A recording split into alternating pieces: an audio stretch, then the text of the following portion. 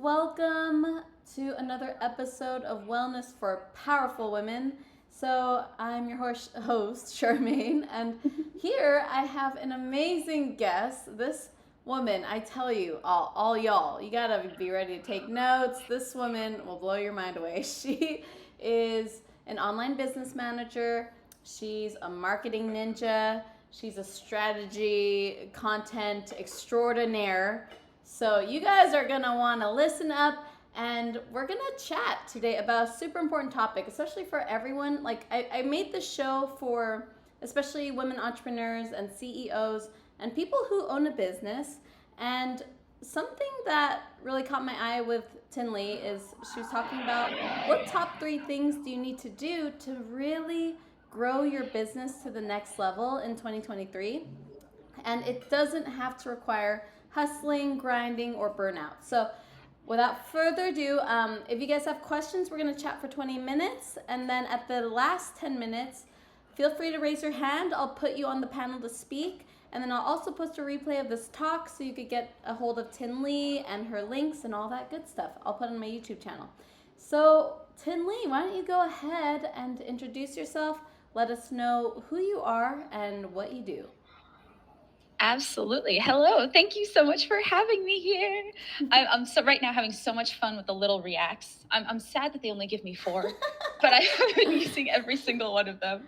But yeah, thank you so much for having me here. It is so awesome to be on this is my first LinkedIn audio, so I'm a little nervous and really excited. So, hi, yes, I'm Tinli. I am an online business manager and marketing ninja. I basically specialize in taking all of the back end, all of the marketing, all of the operations off of the backs of busy entrepreneurs so that they can fully step into their zone of genius and show up for the massive expansion that they desire in their businesses. So it covers a whole umbrella of stuff, and I'm so excited to be diving into these 3 responsibilities that you can prioritize for massive growth this year. Yes. Oh my gosh. And I love this because I feel like when we think of ourselves as the CEO, it's not really something we think about very often. At least for me and the coaches and entrepreneurs that are in my network, we want to be in the business a lot. And I feel like honestly, stepping into that CEO role is something a lot of people kind of resist or we kind of like avoid. So I'd love to know from you, Tinli, like when you say top three CEO responsibilities, like what does that mean, and what are they? Yes. And why do we need Excellent these question. responsibilities? Like what? Why? Yep, absolutely. I find a lot of the times for entrepreneurs, we end up getting so caught up in what I call the daily grind. There's so many things that we end up getting caught up doing, like remembering to send out an email and having to schedule this event and whatever it is. But obviously when you're starting out, apparently they can't hear me as a speaker. Oh, who? Alex just sent me a message that they can't hear me. Oh, okay. Everyone share a heart reaction if you could hear Tinli. Because I could hear her, but let me let Julie speak. Hold on. Oh, wait, no, they said they can hear me. We're good. Here, I'll let both of them speak. Thank you, Clarissa and Heather, for saying that you can hear me. Oh, they can? That. Okay. Oh, hey, Alex. I've been sending both of you messages. I don't know about everyone else, but I don't see Tinli as a speaker, and I can't hear her at all. Oh, you can't? It doesn't look like she's in the call from my... So you hear me talking to myself? Yes. Oh, that's so funny. I'm like dying. Okay, thank you, Alex. Here, I'll have Julie speak. Everyone's speaking. This is so funny. Oh, this is amazing. This is really cute. Hilarious. I love this. Thank you all for your support. Okay, I'm trying to get Julie and Clarissa to speak, and then it's like not letting them speak. So this is cool. We're just like figuring this out together. Hey, Clarissa. It works today. I couldn't come up the other day, but I actually can hear you, Charmaine and Tinli. So I don't know, but last week I was the only one that had issues too. So who knows? Maybe we're still testing out the platform or something like that, because it is fairly new. Thank you so much, Clarissa. Yeah, thank you. And it's funny because this week it's Julie that I can't promote because I'm trying to move her to the panel and it's not letting me. So the last time it was Clarissa, like LinkedIn had something against Clarissa, and then now it's Julie, and I don't know. So I'm sorry, Julie. I can't promote you. I want to, but when I press allow to speak, it doesn't do anything. I'm sorry. But anyway, we will put the replay, y'all, in YouTube. I promise I'm hearing that Charmaine's not just talking to herself. That's so funny. How crazy. I really want to hear what it's like for me to just like talk to myself. But anyway, okay. So thank you all for tuning in. Thanks everyone. Okay. So yes, so go ahead, Tinli. You could kind of continue with what were you saying? And absolutely. I was giggling. That's so funny. Yeah, absolutely. So I find a lot of times busy entrepreneurs get so caught up in trying to do everything, manage everything, that a lot of the times they shockingly end up neglecting some of the actual core responsibilities they should have on their plates in order to take their businesses to the next level, which is they don't do it intentionally, but they get so caught up in the grind and the weeds of trying to just maintain things that they're not taking intentional steps towards growth and expansion. So that's what I really wanted to dive into today, about what you can prioritize on your schedule. Make sure this is on your schedule every single day, and just having this there will help you grow, guaranteed. And when you say growth, how do you define growth? That's a great question, actually. So growth, I'd say growth and scaling are two different kind of approaches. Growth is when you're still bringing in clients and you're still trying to get your business to a point where you're making consistent money. Scaling is how can you do more while doing, like, how can you take on more and grow your capacity without growing your personal capacity? Basically, you get to do less, but how do you expand your capabilities to support the people in the world? Okay. I'm glad you made that distinction. So with these top 3 CEO responsibilities, is it helpful for both, like growth and scaling? Yes, absolutely. Okay. And I'll even mention for each one, like which one to prioritize if you're in a growth phase or if you're in a scaling phase. Oh, I love that. Thank you. All right. Yeah. So I think, if you're anything like me, we'll definitely speak to both. But I feel like I'm definitely like in the growth phase, like of wanting more revenue, wanting more clients. And so I'm curious about that. Like, would you be able to speak to that first, and what the responsibilities are and how it pertains to growth? Yes, absolutely. So I'll dive into the first one, which I think this one probably is number one for growth, is content and selling on the daily. So that would be my number one responsibility. And because the way people are going to find you, obviously there are so many of us that we all have different ways of bringing clients in. But if you are not showing up daily to showcase who you are, what it's like being in your world, what your offers are, it's going to be so hard for people to hear of you, or even for you to speak to what you do. If you have to really train that muscle. Which is why I am a huge fan of telling people to take sales actions every single day. Oh yes, she is, you guys. She like told me, and I was inspired by her to take sales actions every day. But anyway, continue. Oh, yeah. Julie's on now. LinkedIn's hilarious. I love this platform. Hi, Julie. She's gone. This platform's wild, you guys. Like, yeah. I guess since it's new, they're testing things out. Anyway, go ahead. Yeah, so I recommend when you're setting up your schedule for the day, I always do this. I have a line in my planner, and I even have a calendar reminder for myself to take a sales action. I literally, to read aloud what I put in my calendar, it says, take sales actions. We're doing it every single day, baby. That's exactly what I have in my calendar. Every day, baby. Yep. I have a list of actions that I know support my business and my growth, and that have helped me get clients in the past, and I know how I'm able to attract people. So by taking those actions, I know every single day I am building up trust and my reputation and getting the right people into my world so that we can have conversations about what it's like to work with me and how I can fit into their businesses.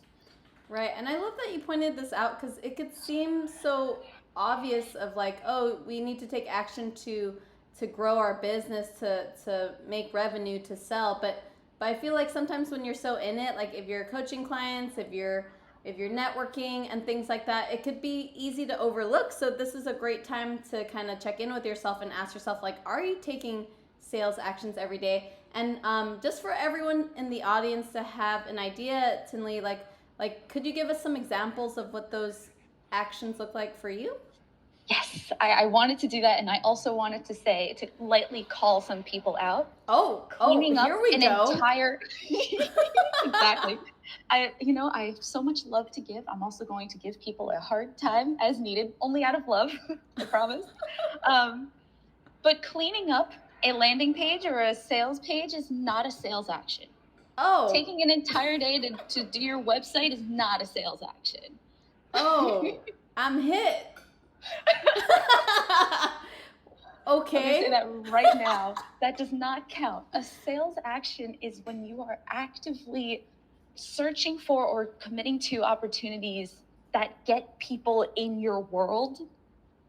So for example, if it's selling to your stories, sharing a promo post, doing a live like this counts as one of my sales actions. We got our sales actions for the day. Just kidding. Yes. Okay. I'm just kidding. Exactly.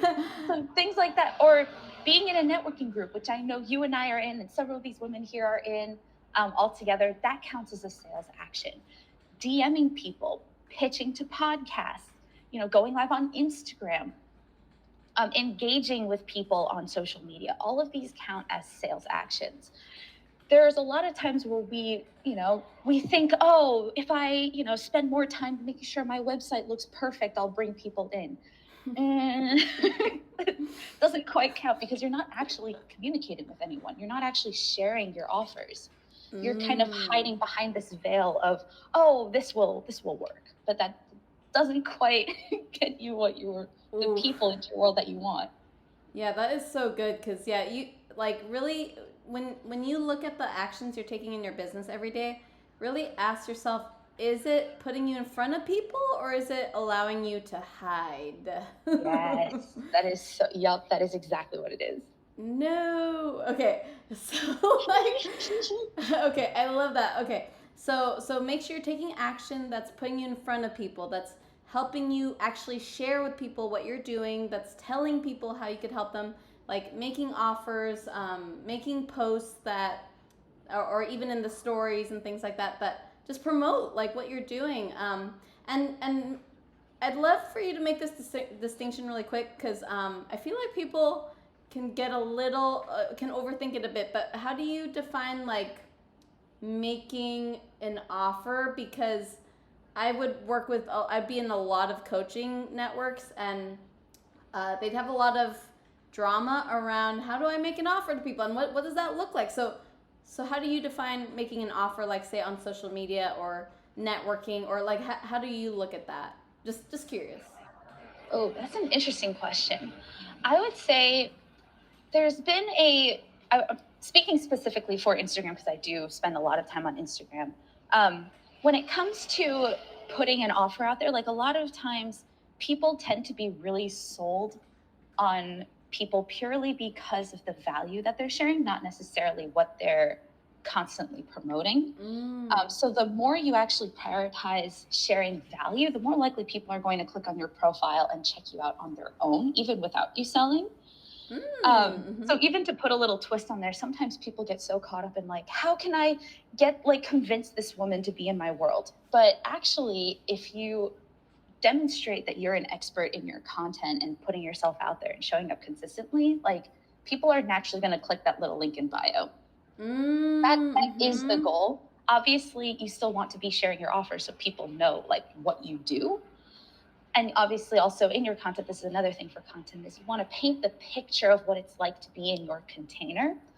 Because obviously it might be super obvious to you about what you do and how you serve your people. And, oh, I'm just coaching them in this group coaching program, but nobody outside knows anything about that.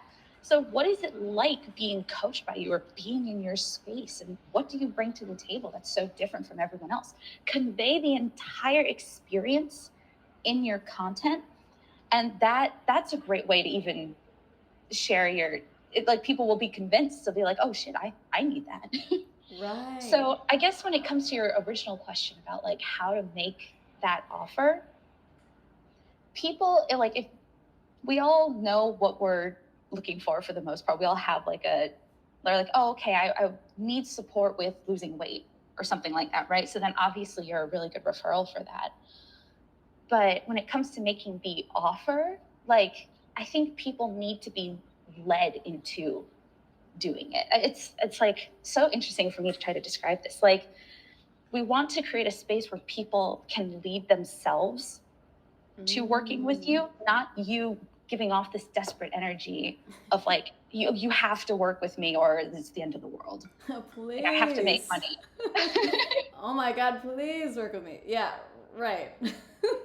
So I'm not sure if I actually answered the question. No, that was amazing. Like, I really see this shift in marketing, which is crazy and really counterintuitive, but it really is this idea that sales aren't made by telling people, buy from me, buy now. But there's this dynamic that's happening on social media and just in the, in the business space where what sells people is helping them see how you could help them and helping them see what it's like to work with you, like showing your energy. And it's more just, like you said, it's about the value rather than just telling them what to do. It's kind of like you're giving them the autonomy to make that decision for themselves.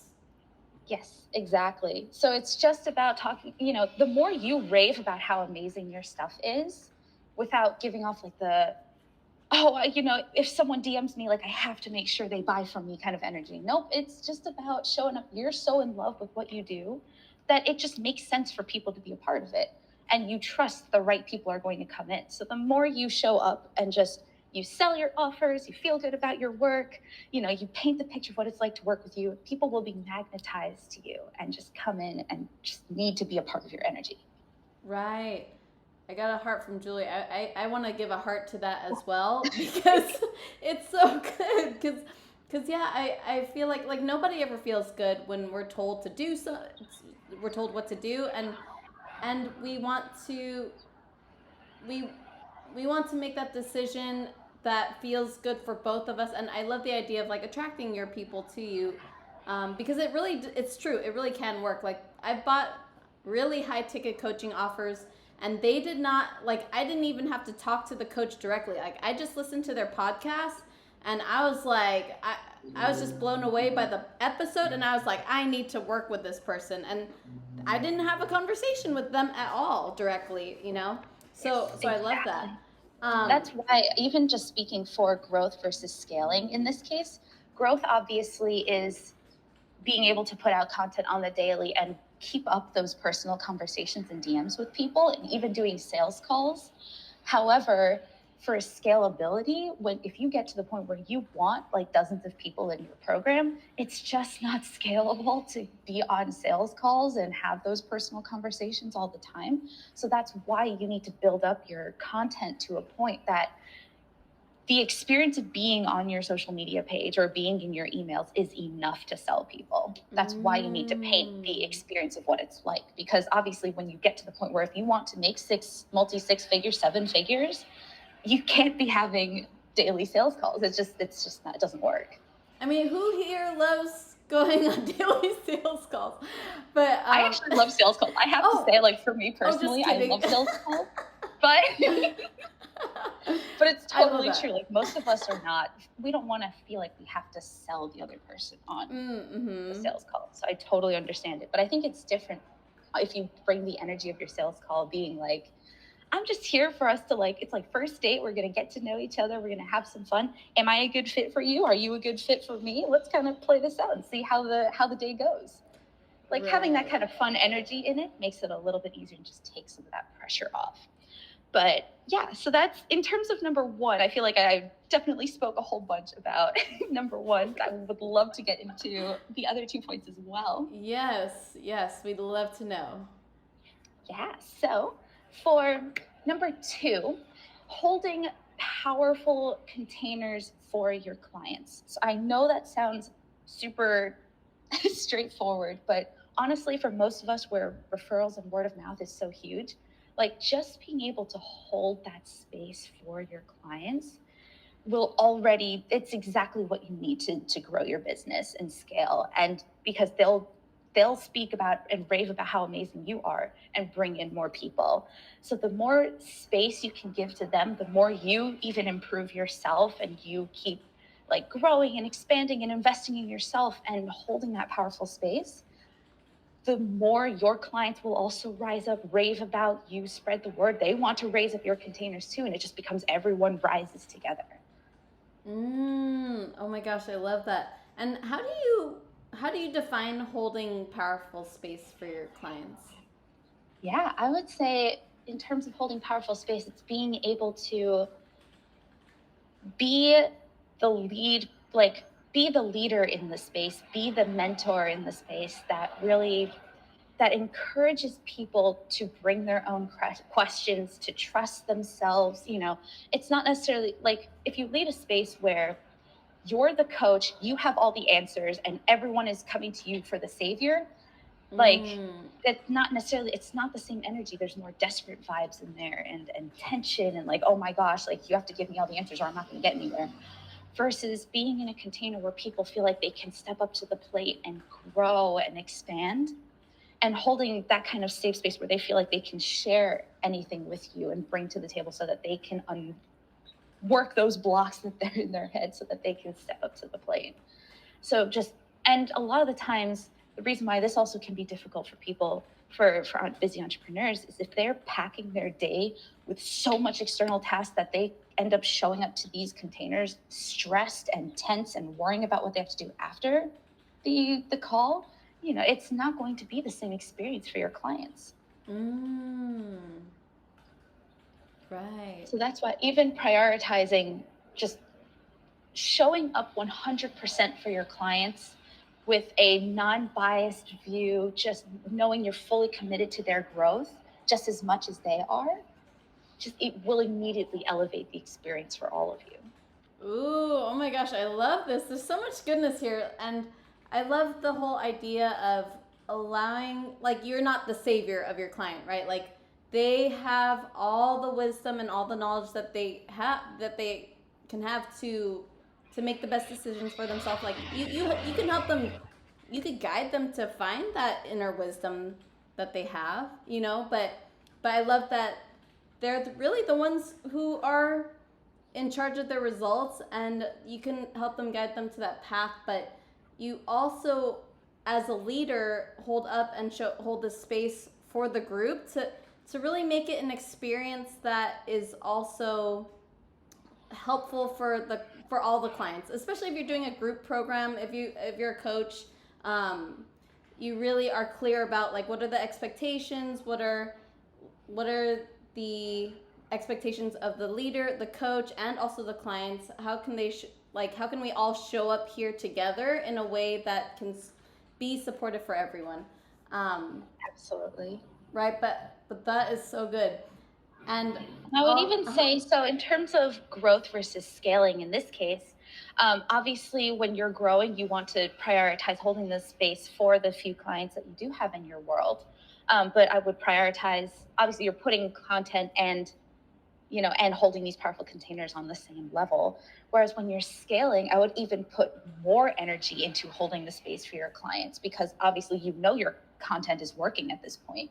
So maybe even have a team helping you support with, you know, with your content. So you don't necessarily have to be showing up every day. You're showing up every day without you showing up every day for it. And instead you can just hold even more space for your clients. Oh, okay. So when you're scaling and you have, it sounds like you have a team that's supporting you, and you don't have to be basically there for the clients all the time. It's like your content's so solid that your presence isn't necessarily needed like all the time. Yeah, so basically your team is showing up for you. So it is you, your business is showing up every single day, but you don't have to be the one to sell every day because your team's doing it for you. You know, so you're technically selling, you're technically putting yourself out there, but you now have opened up more space to more deeply serve your people that are actually in your world right now. Right, right. And I think that's a lot of us, like, that's our goal for most of us entrepreneurs is we want more space, like, for ourselves. We want more space for our self-care um, and we want more space even just for our own mental health. Because I feel like when we have more of that space for us and for the client, it just helps us be in this ability to create more and to just like show up more powerfully for them when we're there. Exactly. This is like the perfect segue into my last point. Oh my goodness. It is. That was totally planned. Yes, of course. We have a script here we're actually reading off. Yes. So the last point is white space. And I would dare say this is like number one above the other two. The reason being is, and I know so many of us are actually so comfortable with the idea of sitting in silence with just us, not plugged into anything. Yes. But that actually is so key to your growth because it gives your brain and your body a chance to speak to you with zero external influence. You can just sit there and ask, what do I need in this moment? What would feel good? What would light me up? What's the next step I want to take? And trust that your body and mind have the answers you need. And they might even give you your next offer that makes you millions. You have no idea, but if you spend so much time plugged into what everyone else is doing or, trying to manage all these tasks and you're just barely treading water with everything that's going on, you're not going to have the spaciousness to let those ideas flow in. Right. And I love that this is really one of your top point, because I feel like it's really true. Like the brain actually just needs recovery time. Like it's just like our muscles, right? Like Tinli is a beast, by the way, y'all. When she works out, she's a beast. But when you work out, you can't be on every single day of the week. Like you need to rest your muscles for it to grow. And the same goes with your brain. Like you need time to process and integrate information, and which could lead to more neural pathways being made in your brain, and it could lead to, like you said, like creating more ideas. So could you give us an example of like how does creating white space look like? Absolutely. So, I mean, my favorite example and the worst example for most people, because they don't want to do it, is sitting in silence. Yay! Because honestly, even when we meditate, a lot of us want to put music on. Right. So what happens if you decide, and I even started with this, you just spend 5 minutes every morning sitting in total silence. Just let whatever thoughts flow through, happen. If they happen to be negative, I recommend trying to make them as neutral as possible. Sit in, just with you and just feel comfortable with who you are in your body. Just spend that time. Literally schedule it in your schedule. Please. This is mandatory. Yes, mandatory, add it to your y'all. schedule. We're watching, y'all. This is mandatory now. Oh, you better believe I'll sit on people's asses for this. No, Tinli will. She truly will. She scares me sometimes. Yeah, in the best way possible. I love it. So doing something like that where you just schedule time to sit in silence. I'm personally a fan of going for a walk where I don't have anything plugged in. I just go for an hour-long walk around my neighborhood. That's my favorite. That counts as white space totally. Even if drawing yourself a hot bath and sitting in there, with some candles lit, give yourself the whole spa treatment. Yes. Huge fan of that. Even if it's just you taking a nap and just lying in bed and hanging out, try to disconnect as much as possible from any external influence and just trust that any answers you need will come from within is so powerful. Right. Oh my God, I love all these examples. I love walking. Being in nature is a big one for me. I feel like that's just a space where it automatically puts me in this meditative mode almost. But and also I was talking with a coach yesterday, and she was telling me for writing content also, she said she does this exercise where you could basically channel your higher self. You could, if you just meditate, sit in silence and sort of being in the space of your higher self, that's when you could kind of channel ideas for your content as well. Like she says she does that for writing content and ideas flow through. But anyway, just having that white space will help you make the like, I love that it's really like the priority. It's like when that's at the top, that's when the content becomes easy, and then that's when holding space for your clients and yourself becomes easy too. Yes, it is all connected. I absolutely love that. It's like the more white space you carve out for yourself, the easier it is for you to process content. The more content you create, the more you invite more clients into your world and how you hold powerful spaces for them. And the more powerful space you hold for them, even that generates content. And in order to hold that space, you need more white space even to be able to support them. It's all intertwined, like it's all meant to be. Oh. And I love that also in terms of channeling your higher self, because I literally do that when I meditate. It's just like calling in like who you truly want to be and inviting them into that space with you to have a conversation, see what she says to you. And I even do that when I'm reading too, because I have so many like self-help books in my room. Oh, but yes, even girl. those inspire my content too. So like just even tapping back into that, if you want to find content ideas, like read books, sit with yourself, and see what your clients are telling you. Like there's so many different ways you can just channel who you are and your work into everything. Yes. Oh my gosh. So good. I love all of those ideas, like reading a book, like creating that space, like sitting with yourself, maybe even meeting with your higher self. Like I used to do this visualization in the morning where I would call it like a coffee chat with my higher self. Like I'd meditate and I'd imagine I was going into a coffee shop and I would meet my higher self and I would just talk to her as if I'm going to like a therapy session. I'm like, hey girl, man, like I'm feeling really beat down. Do you have any advice? And she would just tell me, like, she would just help me. I know there was so much goodness in this talk and there's so much to say, but I feel like I could talk to you forever, but I was wondering if anyone in the audience, if there's anyone who has a question for Tinli, if you have any comments, if any aha moments came up, feel free to raise your hand if you'd like to share. And in the meantime, Tinli, can you let us know like about how people could find you online and if you're offering anything, if people are interested in working with you? Absolutely. Thank you so much for holding this space for us to chat. I really appreciate it. Oh, of course. Yeah, you can find me I spend most of my time on Instagram, so you can find me on Instagram at Tinli Yarrington, which is just my name here.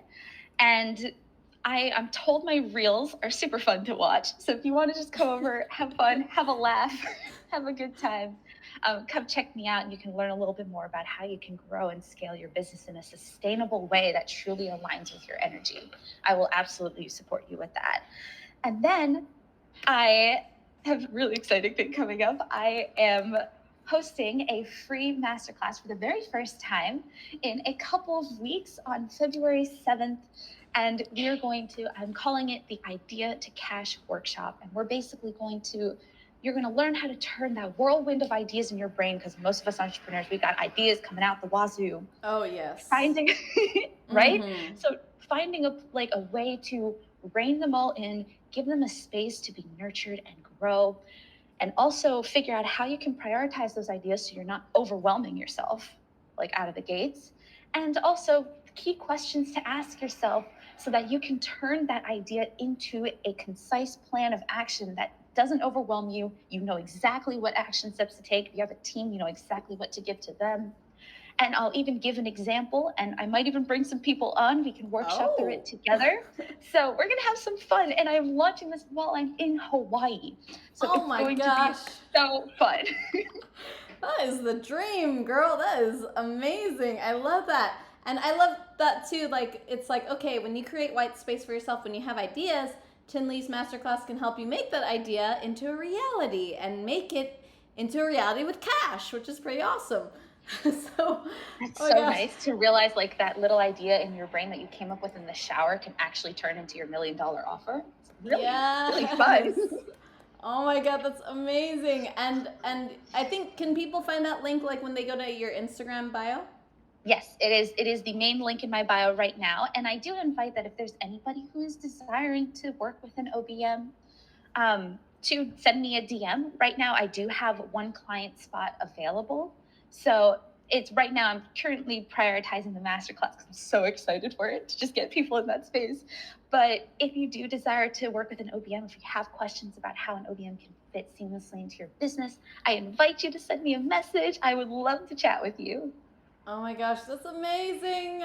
So, and I have to say, like working with Tinli, I hired her as my online business manager, and she was amazing. Just like organize, like just all the systems, just takes so much off your plate. So amazing. So definitely want to check her out. And just to wrap up, so we could, I always like to wrap things up because my brain can't operate like so. Anyway, so just the three things you said was, number one is you want to have content, like take daily actions, daily sales actions to help make sure you're growing your business or scaling your business, which could include making content, like offering value. And then the second one is that you want to hold space, like create a container that is holding space for you and your clients, and you're helping your clients be their best decision makers for themselves. And then the third one was you want to create white space and have that room in your day as much as possible every single day, at least 5 minutes, to generate those ideas, to help your brain rest, and to just allow yourself to honestly, it's relaxing, it's soothing, and it's just healing for you and your business, really. Anything I missed? Nope, that all, you completely covered it. I appreciate that. Thank you. Oh, sweet. Okay, amazing. All right, everyone, if there's no questions, we're going to put the replay on my YouTube channel. I'm going to put the links also in this LinkedIn event page. Feel free to directly message Tinli on LinkedIn, also if you have any questions, or on Instagram. And thank you so much, everyone, and Tinli for joining us. Thanks for being patient, everyone, with the LinkedIn glitches. I love that we all stayed on. We're resilient anyway, so I love that. But thank you, everyone. And join me all. Like, I'm going to have another LinkedIn chat next Thursday with Caitlin Durning. She's an intuitive business coach. But anyways, you guys, thank you so much for having me. I'm so excited. And having me and Tinli, actually. So thank you. I'm like, maybe Alex heard me just talking to me, so I'm just kidding. But it's been an amazing conversation with just you. I was just floating around as a ghost. Right. Yeah, just a ghost, But anyway, thank you all for joining us. Have an amazing Thursday, and I'll see you guys next time. Yes, thank you so much. Oh, bye.